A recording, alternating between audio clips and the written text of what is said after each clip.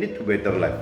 Logika rohani yang akan membuat pengertian derita atas penindasan saat melakukan firman adalah hal ringan jika dibanding kemuliaan kekal dan keselamatan akhirat yang akan kita terima bersama Tuhan. Oke?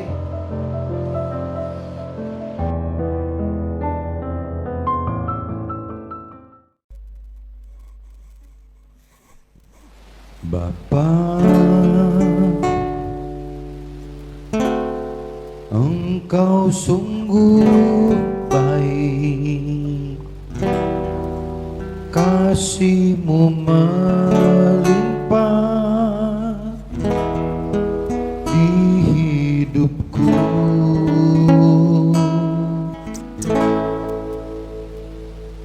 Bapa, ku berterima kasih berkat-Mu hari ini yang Kau sediakan bagiku.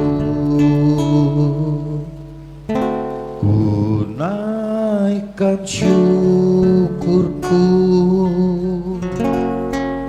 buat hari yang Kau beri, tak habis-habisnya kasih dan rahmat-Mu. Selalu baru dan tak pernah terlambat pertolongan-Mu, besar setia-Mu di sepanjang hidupku.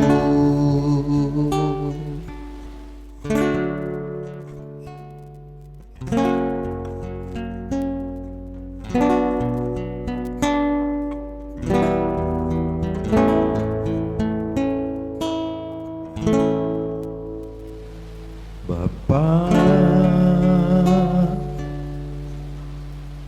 Engkau sungguh baik, kasih-Mu melimpah di hidupku.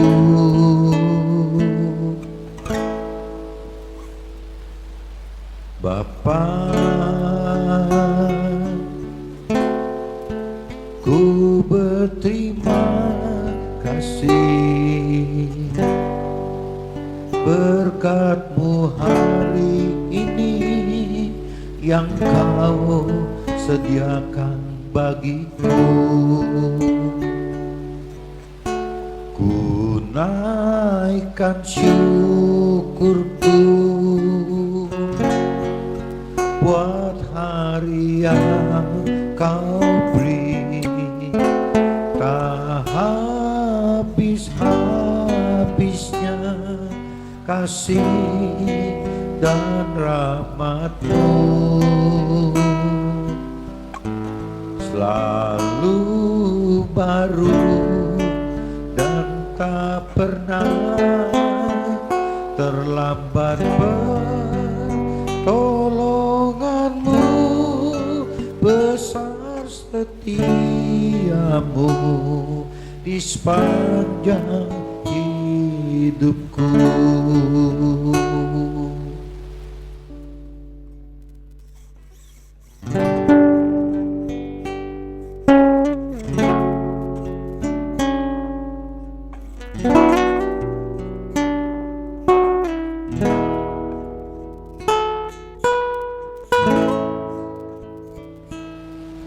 Ku naikkan syukurku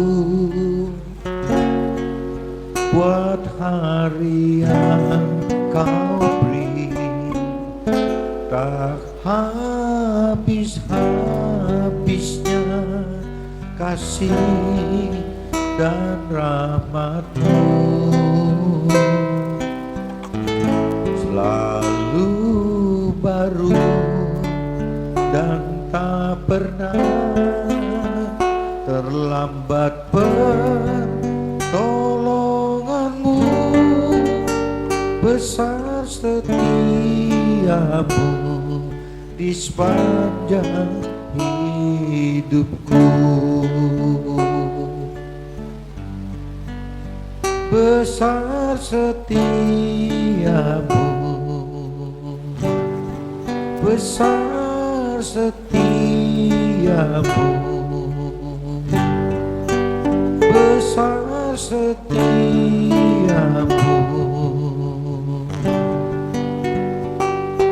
di sepanjang hidupku.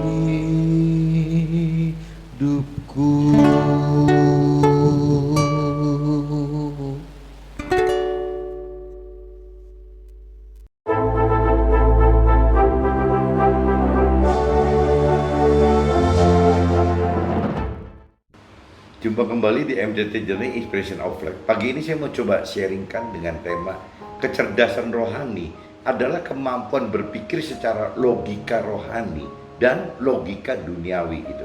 Jadi kecerdasan rohani adalah tidak semena-mena hanya dengan seolah-olah keyakinan diri atau tanpa dasar apa-apa gitu. Jadi kecerdasan rohani adalah benar-benar dengan pola pikir logika, teman-teman.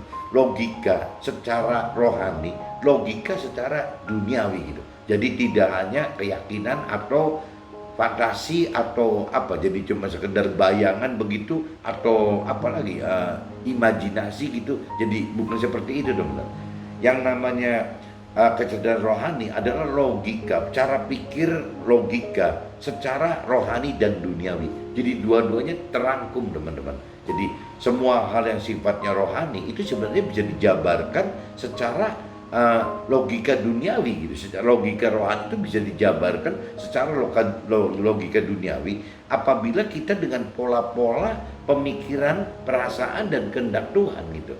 Nah, kalau pemikiran, perasaan dan kehendak Tuhan itu adalah firman. Jadi apabila kita mengerti akan firman Tuhan, kita bisa bicara logika rohani itu bisa seiring, selaras gitu dengan logika duniawi. Cuman sayang karena banyak teman-teman yang belum dalam mengerti akan firman Tuhan, akhirnya dianggapnya tidak wajar, teman. Kenapa bisa sampai terjadi firman perintah peraturan seperti A, B, C, D itu kok aneh gitu bagi dunia? Karena balik lagi penguasaan kedalaman pengenalan firman Tuhan kitanya masih terlalu ringan, terlalu cetek, terlalu jadi dangkal, teman-teman. Jadi susah kalau kita belum mengerti akan firman Tuhan secara dalam. Memang rohani itu dianggapnya tidak logika, teman-teman. Tidak ada logikanya. Padahal kalau kita bicara secara penguasaan pengenalan akan firman Tuhan, ya rohani itu sangat logika, teman-teman. Bahkan dikaitkan dengan duniawi pun sangat logika. Nah ini saya coba mulai, teman-teman, sharing dengan kitab Markus, teman-teman. Kitab Markus 8, 4-9. Karena kitab Markus ini cerita apa ya? Ini asal muasal semua orang, termasuk saya. Biasanya itu bagaimana bisa percaya Tuhan dengan benar gitu. Bagaimana kita mengenal Tuhan dengan benar itu biasanya startnya itu dengan mujizat, teman-teman. Tanpa kita dalam hati kita, dalam jiwa kita misalnya tidak simpulkan bahwa Tuhan itu ada, itu nggak bisa lanjut untuk mempelajari Tuhan lebih dalam, teman-teman. Jadi kita butuh sekali yang namanya percaya Tuhan itu bukan cuma di mulut aja, tapi benar-benar di dalam jiwa kita, di dalam roh kita menyatakan bahwa memang kita percaya Tuhan gitu. Nah, untuk bisa mendapatkan hal ini awal-awalnya karena kita belum mendalami pengertian firman Tuhan, biasanya diawali dengan mujizat, teman-teman. Dengan adanya mujizat, ya kita menyatakan diri bahwa memang Tuhan itu ada gitu, bahwa Tuhan itu hidup. Tanpa ada Tuhan nggak mungkin gitu ada hal ini bisa teratasi karena mujizat Tuhan tadi. Nah itu mujizat itu perlu sekali untuk awal, teman-teman. Tapi jangan stuck berhenti cuma di mujizat aja, karena Tuhan tidak menghendaki segala sesuatu terjadi dalam hidup kita itu melalui jalan-jalan mujizat. Mujizat itu hanya alat pembuktian bahwa Tuhan itu ada, bahwa kita harus percaya Tuhan bukan hanya dengan keyakinan kita sendiri, tapi dengan nyata hidup. Memang nyata itu Tuhan ada. Nah, cara Tuhan ada itu, pikiran, perasaan, kehendak Tuhan itu adanya di firman. Jadi kalau kita bicara kita percaya Tuhan, kalau kita mengenal Tuhan, kalau kita mengandalkan Tuhan, tidak cuma cukup berhenti di posisi di keyakinan kita, teman-teman. Ya bahwa kita sudah cukup percaya Tuhan tanpa mengenal firman sama sekali gitu. Kita sudah mengenal Tuhan tapi tanpa basic pengenalan pengertian akan firman Tuhan gitu. Nah ini disebutnya keyakinan kan, berarti keyakinan. Banyak orang yang terjebak di posisi ini, meyakini bahwa percaya Tuhan, meyakini bahwa percaya Tuhan, meyakini mengenal Tuhan, tapi hanya dengan keyakinan diri sendiri. Nah orang-orang tipe begini adalah orang-orang rohani yang duniawi kategorinya, teman. Tidak banyak berbeda dengan orang duniawi asli gitu, yang memang ya percaya Tuhan tapi sama sekali ya tidak mengenal firman Tuhan. Kalau cerita orang yang percaya Tuhan dan mengaku mengenal Tuhan, itu kan seorang mungkin sudah beragama, sudah punya kitab suci gitu, tapi tidak pernah dipelajari, tidak pernah dikenali lebih dalam, tidak pernah direnungi pengertian akan firman Tuhan lebih dalam. Nah ini orang-orang seperti ini maksudnya tidak berbeda dengan orang dunia yang memang apa ya, belum terima Tuhan, belum punya kitab suci gitu. Nggak ada bedanya, teman-teman, karena kitab suci cuma taruh di bantal atau di lemari sebagai filing aja gitu. Nah ini yang sayang gitu, orang-orang tipe begini kan sayang sekali jadi berhenti. Nah saya mulai dengan kitab Markus 8:49 ini karena ini bicara mujizat gitu, mujizat Tuhan. Ya ini tanpa kita melakukan apa-apa juga Tuhan bisa proof gitu, bisa buktikan keberadaannya bagi kita dengan cara membuat mujizat. Yaitu basic awalnya nggak apa-apa, teman-teman, kita butuh mujizat seperti itu. Tapi begitu nanti saya ajak ke 2 Korintus gitu, ini kan berlanjut nih kitab Markus 8:49, saya akan bakal kaitkan dengan kitab 2 Korintus pasal 4 ayat 8-18. Ini beda, teman. Kalau yang satu di kitab Markus itu masih mungkin bayi rohani, mungkin kata anak-anak rohani mungkin gitu. Tapi kalau sudah masuk ke dalam kitab 2 Korintus pasal 4 ayat 8-18, ini minimal sudah remaja rohani menjelang ke dalam dewasa rohani gitu. Ada perbedaan di situ, teman. Tapi start awal beberapa kali saya sharing, saya sebut dengan saya sharingkan mulai dengan kitab Markus 8:49 itu karena memang saya mau bicara bahwa bukan hal yang kebenaran gitu. Segala sesuatu pengenalan akan Tuhan itu dimulai dari ya mujizat gitu. Nah ini saya coba bacakan aja teman-teman, cuman beberapa ayat saja ya, 1, 2, 3, 4, 5, 6 ayat aja, teman-teman. Murid-muridnya menjawab, bagaimana di tempatnya sunyi ini orang dapat memberi mereka roti sampai kenyang gitu. Yesus bertanya kepada mereka, berapa roti ada padamu? Jawab mereka, 7. Lalu ia menyuruh orang banyak itu duduk di tanah. Sesudah itu ia mengambil ke-7 roti itu, mengucap syukur, memecah-pecahkannya dan memberikannya kepada murid-muridnya untuk dibagi-bagikan, dan mereka memberikannya kepada orang banyak. Jadi 7 roti itu benar dibagikan untuk orang banyak gitu. Mereka juga mempunyai beberapa ikan, dan sesudah mengucap berkat atasnya, ia menyuruh supaya ikan itu juga dibagi-bagikan. Jadi bukan cuma roti aja, tapi dikasih lauk pauk ya, dikasih lauk pauknya berupa ikan-ikan, beberapa ikan yang dimultifikasikan gitu oleh mujizatnya Tuhan gitu. Nah mereka juga mempunyai beberapa ikan yang sudah mengucap berkat atasnya, yang menyuruh supaya ikan itu juga dibagi-bagikan, dan mereka makan sampai kenyang. Kemudian orang mengumpulkan potongan roti yang sisanya sebanyak 7 bakul.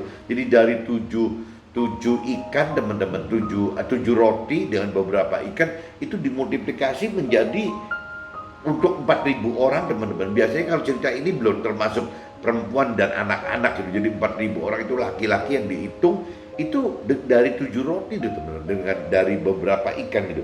Itu malah sisanya 7 bakul, teman-teman. Jadi 7 roti malah sisanya aja 7 bakul. Itu belum dihitung yang makan 4.000 orang, plus belum dihitung yang perempuan dan anak-anak gitu. Nah ini kan mujizat, teman-teman. Ya tanpa mereka melakukan apa-apa juga datang seperti itu gitu. Ya itu cuma untuk membuktikan bahwa ya Tuhan itu ada gitu, bahwa Tuhan itu, keberadaan Tuhan itu ada gitu. Nah mereka itu ada kira-kira 4.000 orang. Lalu Yesus menyuruh mereka pulang. Jadi intinya saya selalu memulai mujizat itu salah satunya dengan kitab Markus 8:49 ini untuk nge-proof gitu, untuk membuktikan bahwa itu mujizat itu ada. Nah sayangnya banyak orang yang sudah mengalami mujizat semacam ini, 7 roti dan beberapa ikan ini dimultiplikasi untuk 4.000 orang. Biasanya cuma berhenti, teman-teman. Ya cuman dia tahu, ya udah ada cerita itu gitu. Tapi tidak mencari siapa sih yang bisa bikin mujizatnya gitu. Itu kan yang paling penting dalam hidup kita kan itu gitu. Siapa yang bisa membuat mujizat gitu? Apa maunya orang yang membuat mujizat? Nah ini nggak ditelusurin, teman-teman. Ini saya udah bacakan kitab Markus teman-teman, pasal 8 ayat 49. Nah ini saya coba kaitkan teman-teman dengan kitab 2 Korintus. Coba teman-teman cari 2 Korintus teman-teman, kitab 2 Korintus. Kitab 2 Korintus pasal 4 teman-teman. Pasal 4. Nah kita mulai dari ayat 8 sampai 18. Berarti kita mulai dari ayat 8 aja. Saya bacakan teman-teman. Dalam segala hal kami ditindas, namun tidak terjepit. Kami habis akal, namun tidak putus asa. Kami dianiaya, namun tidak ditinggalkan sendirian. Kami dihempaskan, namun tidak binasa.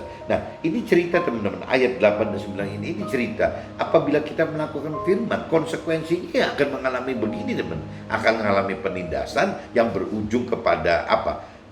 Penderitaan gitu kan, ya biasanya begitu gitu ya, saat kita start melakukan firman akan seperti itu. Nah tapi ayat 8 dan 9 nyatakan dalam segala hal kami ditindas waktu melakukan firman gitu, namun tidak terjepit gitu. Kami habis akal namun tidak putus asa. Kami dianiaya namun tidak ditinggalkan sendirian. Tuhan selalu beserta kita gitu ya. Kami dihempaskan namun tidak binasa. Nah ini ajaibnya mujizat Tuhan. Ini kan benar-benar secara nggak langsung ini ajaib gitu.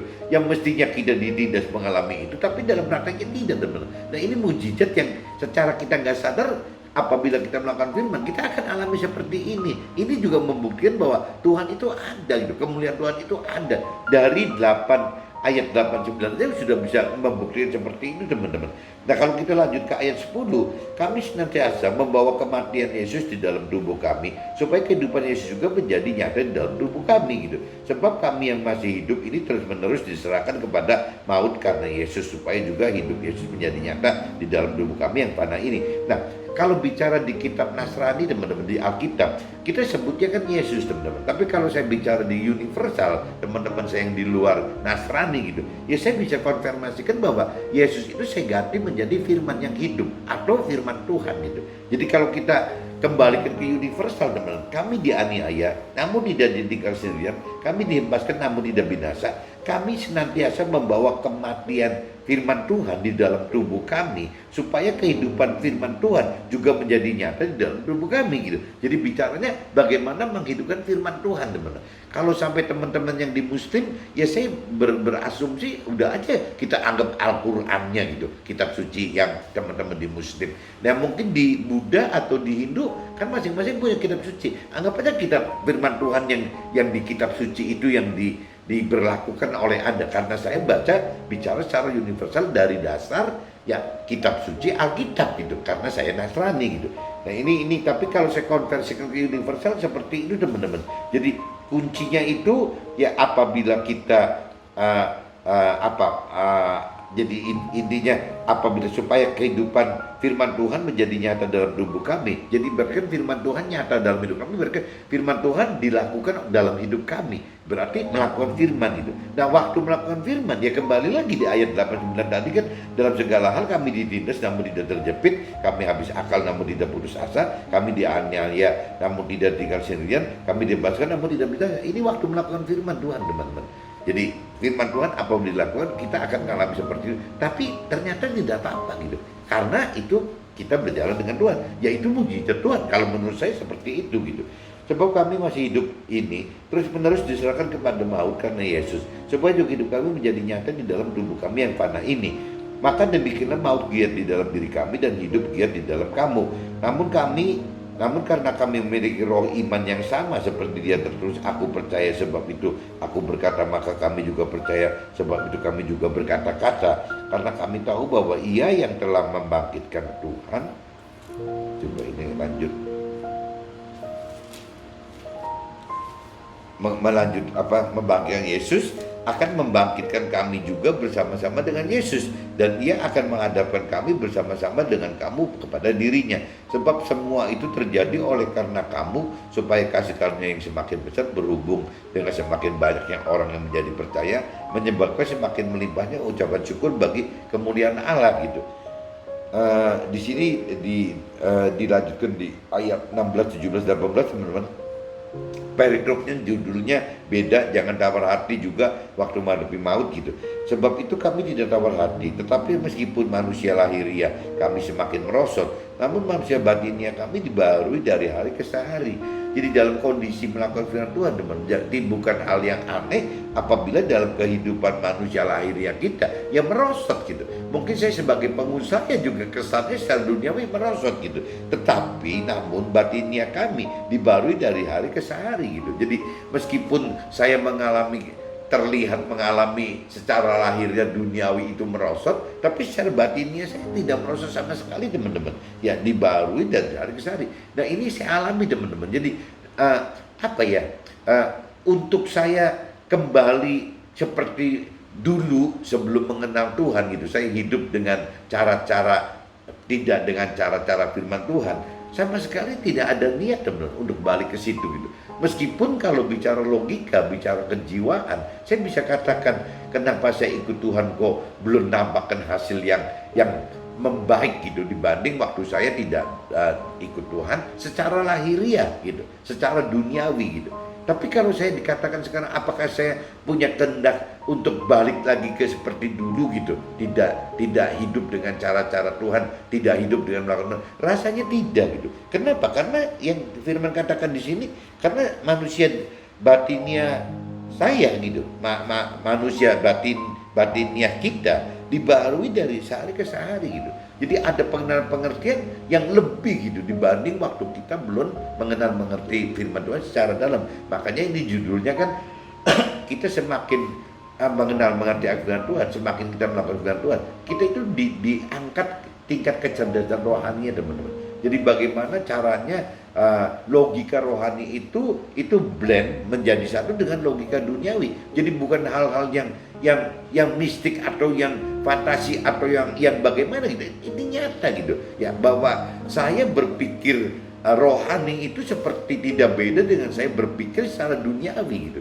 Dan saya tidak mau kembali ke pola-pola hidup yang sebelum mengenal Tuhan, sebelum melakukan firman Tuhan gitu. Kenapa? Karena balik lagi, karena ada tingkat kecerdasan rohani yang Tuhan bangun di dalam saya ya, untuk lebih mengerti gitu, bahwa logika rohani seperti itu, logika rohani itu bisa dilogikakan secara duniawi gitu, selama kita memiliki kedalaman pengenalan pengetahuan firman Tuhan. Tapi kalau kita tidak memiliki kedalaman pengenalan pengetahuan firman Tuhan, ya mungkin urusan rohani itu ya sama sekali tidak logika, teman-teman. Bagi orang dunia atau bagi orang yang punya keyakinan tentang Tuhan saja gitu, ya rasanya tidak menguasai firman Tuhan, tidak mengenal pengetahuan firman Tuhan, ya rasanya rohani itu tidak logika. Itu wajarlah apabila mereka beranggapan seperti itu. Tapi apabila kita benar-benar terus melakukan firman Tuhan dengan terus memperdalam pengenalan firman Tuhan, rasanya logika rohani itu nyambung gitu dengan logika duniawi. Nah, ini yang kita sebut kecerdasan rohani. Jadi kalau tadi saya katakan sebab di ayat 16 sebenarnya 2 Korintus pasal 4 ayat 16, nanti teman-teman coba simak gitu. Sebab itu kami tidak tawar hati, tetapi meskipun manusia lahiriah kami semakin merosot. Nah, ini kan diumpamain gitu tuh. Kalau sebagai pengusaha, saya tidak menampakkan hasil-hasil yang saya ikut Tuhan 20 tahun lebih itu seolah-olah secara lahiriah, secara jasmania, secara duniawi itu terlihat berkembang usahanya. Rasanya tidak seperti itu gitu. Jadi ya cukup saja, biasa-biasa aja gitu. Nah, namun manusia batinnya saya dibarui dari hari ke hari gitu.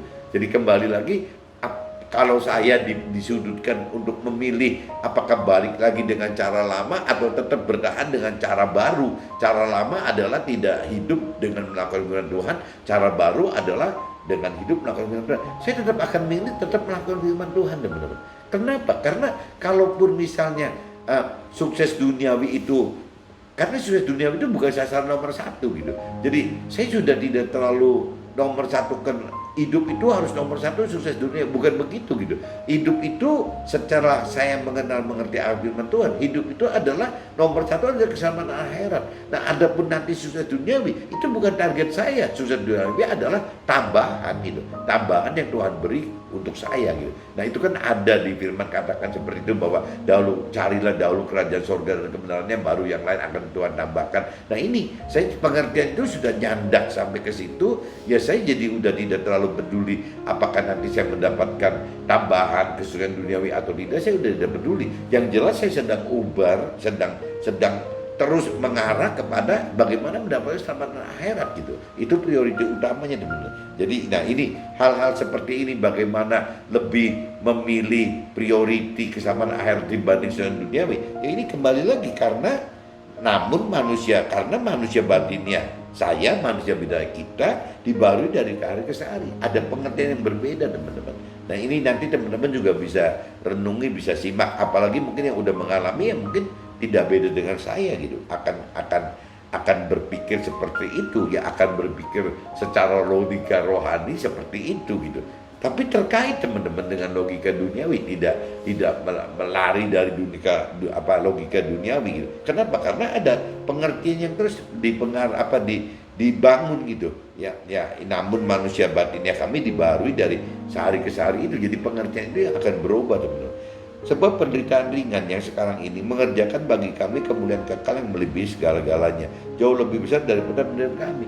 Nah, apabila bicara logika rohani teman-teman, logika rohani yang dari dasar firman Tuhan, ya ini ya penderitaan yang kita alami sekarang dalam keadaan dunia saat ini gitu, itu nggak ada apa-apanya teman-teman, itu ringan sekali apabila kita banding dengan ya apa yang kita akan peroleh nanti gitu. Nah, apa sih yang akan kita peroleh nanti? Ya kita akan mendapatkan kemuliaan kekal gitu. Kita akan mendapatkan keselamatan akhirat yang kekal bersama Tuhan di dalam surga gitu. Itu yang sasaran target utama kita. Apabila kita menginginkan itu gitu sebagai sasaran yang kekal kita, ya penderitaan yang sekarang kita alami karena penindasan ya urusan duniawi itu nggak ada artinya teman-teman. Toh Tuhan tetap jaga cukupi kita kok. Ya Tuhan jadi nggak mungkin kita nggak kuat gitu. Ya Tuhan pasti jagain kita, pasti kuat gitu. Nggak mungkin nggak kuat, pasti kuat karena memang Tuhan firmankan seperti itu gitu. Nggak mungkin ada ujian pencobaan yang melebihi dari kekuatan kita. Ya tinggal kitanya aja, kitanya mau berpegang ke Tuhan, kita mau punya iman percaya kepada Tuhan, tidak gitu. Kita mau terus nggak untuk langsung melakukan firman Tuhan meskipun kita menghadapi ya secara lahiriah merosot gitu, kondisinya seperti itu teman-teman. Jadi ya demi itu teman-teman, demi kemuliaan Tuhan, ya kita mau raih kemuliaan Tuhan itu, kita pengen dapatkan keselamatan akhirat itu, ya kita akhirnya melakukan firman Tuhan teman-teman. Selama kita melakukan firman Tuhan bersama dengan Roh Tuhan, rasanya tidak pernah akan ada kendala yang berarti gitu yang akan kita hadapi, karena memang semuanya akan bisa kita lewati rintangan-rintangan itu gitu.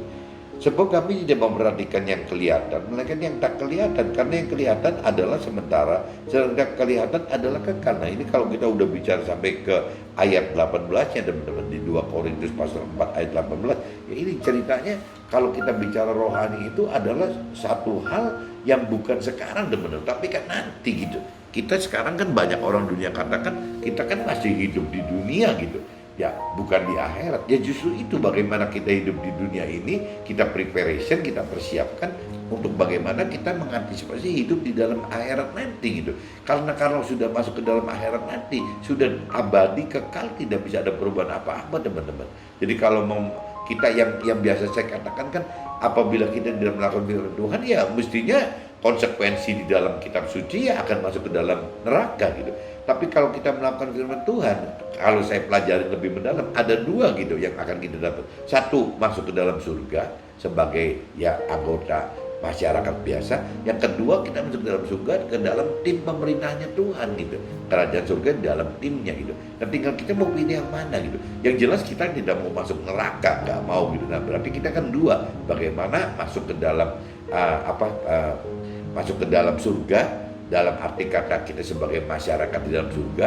Tapi kalau kita mau lebih teman-teman, ya saat ini gitu, saat kita hidup di dunia ini, bagaimana kita mesti melakukan tidak hanya melakukan firman Tuhan, tapi juga harus mengajarkan firman Tuhan, teman-teman. Ya, firman katakan seperti itu. Apabila kita mengajarkan firman Tuhan, maka kita akan masuk ke dalam tim pemerintahan kerajaan Allah, gitu, kerajaan Tuhan di dalam surga nanti. Jadi tidak cuma cukup bagaimana melakukan firman saja, tapi juga mengajarkan firman Tuhan. Nah, untuk bisa mengajarkan firman Tuhan, kalau kita belum pernah mengalami melakukan firman Tuhan, mau bagaimana gitu, mau bagaimana mengajarkan atau menceritakan atau men-sharingkan atau menyaksikan gitu kepada teman-teman kita, pasti nggak bisa, teman. Apa yang kita mau bicarakan gitu ya, orang yang tidak melakukan firman Tuhan mungkin dari sharingnya, atau mungkin kalau seorang mentor rohani gitu ya, dari khotbahnya gitu, dari pengajaran teori rohani itu akan bolak-balik ceritanya teoritis aja, teman-teman. Bolak-balik akan cerita apa yang terjadi tokoh-tokoh di kitab suci gitu. Dia akan selalu ngulang itu terus. Tidak pernah dia bicara pengalaman pribadi dia saat melakukan firman Tuhan gitu. Nah, kalau dia tidak melakukan firman Tuhan, tidak ada pengalaman apa yang akan di-sharingkan, apa yang akan diajarkan kepada sesamanya, kepada orang yang akan kita ajar atau sharingkan tersebut gitu. Ya akhirnya bosan, teman-teman. Jadi kita memang mau nggak mau, apabila kita Tuhan mendaki kita mengajar orang, baik itu lewat mentor rohani, teori rohani, atau lewat kesaksian kita sebagai orang awam, itu sebagai orang-orang yang di marketplace, sebagai orang-orang di dunia sekuler. Ya kembali lagi, kalau kita tidak melakukan firman Tuhan, ya kita tidak akan bisa men-sharingkan atau mengajarkan teori rohani dengan benar gitu, dengan tepat dan benar dan tidak membosankan gitu. Jadi memang kita harus melakukan firman, teman-teman. Nah, waktu kita melakukan firman, berapa banyak kita hidup melakukan firman itu benar-benar tergantung dari berapa dalam kita mengenal dan mengerti firman Tuhan. Apabila kita tidak mendalami pengertian firman, melakukan firman pun tidak bisa banyak, teman-teman. Ya tiap hari cuma begitu saja gitu. Padahal kalau kita bicara kita sudah ada pengertian mendalam akan firman Tuhan, sebenarnya satu gepok kitab suci itu apabila kita lakukan itu tidak mungkin habis. Sampai kita meninggal itu tidak habis, teman-teman. Apa yang dilakukan oleh tokoh-tokoh di dalam kitab suci itu tidak habis. Apalagi kalau kita mulai dari perjanjian lama, kalau di kitab Alkitab itu masuk sampai ke perjanjian baru, itu tidak mungkin habis, teman. Cerita nabi-nabi, cerita rasul-rasul, cerita Yesus sendiri gitu, ini nggak akan habis, banyak sekali gitu. Nah, cuman kembali lagi ya, apakah kita berani gitu ya melakukan firman Tuhan seperti yang tercantum di dalam total kitab suci yang ada itu gitu dalam hidup kita. Ya tinggal kembali ke apa ya, jadi kembali lagi mungkin kecerdasan rohani lagi gitu ya. Kecerdasan rohani yang kita miliki apa gitu? Kecerdasan rohani adalah pola pikir logika rohani yang di blend gitu jadi satu dengan logika duniawi. Cuman dasarnya semua dari firman Tuhan gitu. Tidak ada yang sifatnya imajinasi kita atau fantasi kita atau keyakinan kita, tidak, teman-teman. Semua dasarnya dari firman Tuhan. Sekian banyak firman Tuhan ditulis dari perjanjian lama ke perjanjian baru gitu. Dari mulai cerita Nabi Abraham, ada Nabi Nuh, ada cerita Nabi Ayub, ada cerita segala macam sampai ke rasul-rasul gitu. Ada Rasul Paulus, ada Rasul Yohanes, segala macam. Semua apabila kita lakukan gitu, ya itu akan menjadi satu pengalaman yang rohani gitu, yang benar-benar ya akan bisa membuka logika rohani dan logika duniawi menjadi satu, teman-teman. Jadi kembali lagi, berapa berani kita melakukan firman Tuhan sangat bergantung berapa dalam gitu kita mengenal dan mengerti akan firman Tuhan. Kalau kita dalam mengerti akan firman Tuhan dan kita memang mempunyai gara-gara kita punya pengenalan akan firman Tuhan yang dalam dan kita mampu mengenal firman Tuhan, mengerti firman Tuhan oleh karena roh Tuhan, dan kita berani melakukan firman Tuhan oleh karena roh Tuhan juga, rasanya akan jadi banyak sekali, teman-teman, pengalaman dalam hidup kita dalam hal melakukan firman Tuhan. Karena yang kembali tadi dari sekian banyak cerita di perjanjian lama ke perjanjian baru itu, sampai kita meninggal pun rasanya tidak habis, teman-teman. Firman-nya tidak habis. Jadi ya itu kembali ke keberanian kita lagi, kembali ke bukan cuma keberanian saja tapi kecerdasan rohani yang kita miliki. Apakah benar dalam hidup kita ini kita berani gitu minta ke Tuhan bahwa ya apapun yang terjadi, apapun yang dialami oleh tokoh-tokoh di dalam kitab suci gitu, baik perjanjian lama dan perjanjian baru, apakah memang kita minta untuk terjadi dalam hidup kita gitu? Ya pasti kalau bicara, kalau kita nggak punya tingkat kecerdasan rohani, ini orang cari mati gitu. Kok berani-beraninya minta ke Tuhan untuk apa yang terjadi kitab suci terjadi dalam hidup kita. Tapi kalau kita udah bicara kita memiliki kecerdasan rohani, rasanya bukan hal yang aneh gitu. Apabila kita minta ke Tuhan, Tuhan biarlah apapun yang terjadi dalam cerita-cerita ini terjadi dalam hidup kita sebagai pengalaman rohani kita gitu. Kenapa kita mesti takut? Toh ada Tuhannya, Tuhan tidak pernah tinggalkan kita gitu. Seperti yang tadi ayat tadi katakan, kan memang seperti itu gitu. Kita tidak mungkin ditinggalkan Tuhan kok. Ya meskipun secara physically kita seperti orang yang susah gitu kan. Tadi kan di ayat 8 sama 9 kan dicantumin gitu. Apabila kita melakukan firman Tuhan, ya bukan hal yang aneh gitu. Apabila dalam segala hal kami ditindas namun tidak terjepit. Nah itu kan problemnya kan kita tidak terjepit gitu. Jadi waktu kita ditindas kita nggak terjepit kok. Waktu kita habis akal kita juga tidak putus asa gitu. Tuhan yang akan bangun kita. Waktu kita dianiaya kita juga tidak ditinggalkan sendirian. Tetap Tuhan akan menemani kita. Waktu kita dilepaskan tapi kita juga tidak binasa gitu. Nah ini teman-teman, keberanian kita melakukan firman itu akan terkait dengan hal-hal seperti ini. Nah, ini butuh kecerdasan rohani untuk mengerti gitu, logika secara rohaninya ada enggak. Nah, logika rohani ini pasti terkait dengan logika duniawi, teman-teman. Ya nggak mungkin gitu. Kalau kita tidak kaitkan logika rohani dengan logika duniawi, ya ujung-ujungnya jadi akhirnya ya kita cuma nekat aja gitu. Ya nekat aja. Dan kalau nekat itu tidak mengenal, tidak mengerti firman Tuhan, berani melakukan. Tuhan kan tidak pernah ajarkan seperti itu gitu. Ikut Tuhan itu bukan boleh aja lah awal-awalnya nekat. Tapi setelah kita dewasa rohani bukan nekat loh. Kita melakukan firman Tuhan itu karena memang beralasan gitu. Ya logika gitu. Berlogika bahwa memang firman Tuhan harus dilakukan gitu. Apabila kita ingin mendapatkan, balik lagi, sasaran utamanya adalah keselamatan akhirat, kemuliaan Tuhan di alam akhirat ya sebagai tim dari kerajaan Tuhan. Itu target utama Tuhan itu, teman-teman. Dan target tambahannya ya kalau bisa setelah kita capai itu ya kita juga bagaimana mengajarkan sesama kita supaya sesama kita dapat diselamatkan juga gitu, mendapatkan keselamatan akhirat juga, mendapatkan janji-janji Tuhan juga, ya seperti halnya kita. Karena Tuhan butuh tim yang banyak, teman-teman, bukan cuma kita sendiri. Teman-teman Tuhan butuh teman-teman yang lain gitu untuk menjadi tim Tuhan di dalam kerajaan surga. Nah ini yang Tuhan katakan bahwa selain kita melakukan firman Tuhan ya kita juga belajar untuk bagaimana mengajarkan firman Tuhan. Untuk siapa? Ya untuk Tuhan, bukan untuk sombong-sombongnya kita gitu. Ya untuk Tuhan, bagaimana kita menjadi alat Tuhan ya supaya semakin banyak orang yang mengenal kebenaran firman Tuhan sehingga akhirnya ya bisa mendapatkan keselamatan akhirat dan mendapatkan kemuliaan Tuhan di sorga nanti, teman-teman, sebagai tim dari pemerintahan kerajaan Tuhan di dalam sorga itu. Mudah-mudahan teman-teman bisa tangkap, teman-teman. Jadi kecerdasan rohani itu adalah kemampuan berpikir secara logika rohani dan duniawi. Kecerdasan rohani itu bukan hanya dipikirkan nekat saja gitu, sepanjang hidup cuma nekat. Bukan itu, teman. Mungkin awalnya nekat tidak apa-apa, awalnya mengalami mujizat nggak apa-apa gitu. Tapi setelah kita makin dewasa rohani, ya logika rohani itu nyambung, teman-teman, dengan logika duniawi.